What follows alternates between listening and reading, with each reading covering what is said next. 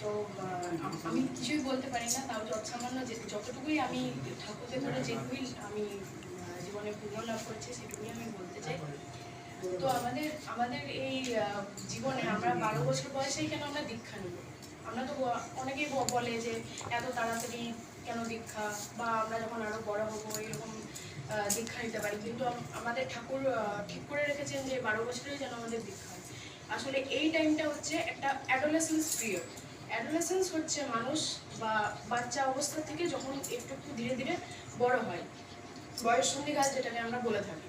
তো এটা হচ্ছে মানুষ যখন আরো একটু বড় বড় হবে তখন এখন থেকেই যেটা আমরা একটু মানে বোধ বুদ্ধি এগুলো লাভ করতে যাই সেগুলো, বা এই টাইমটাতে আমরা নানা রকম বিপদ আপদের সম্মুখীন হয়ে থাকি, সেগুলো থেকে যাতে আমরা দূরে থাকি, তার জন্যই ঠাকুর আমাদের এই 12 বছরের দীক্ষার কথাটি বলেছেন, যাতে করে ঠাকুরকে ধরে আমরা জীবনে পুণ্য লাভ করতে পারি এবং সেই বয়স থেকেই আমরা যেন ঠাকুরের হয়ে চলতে পারি।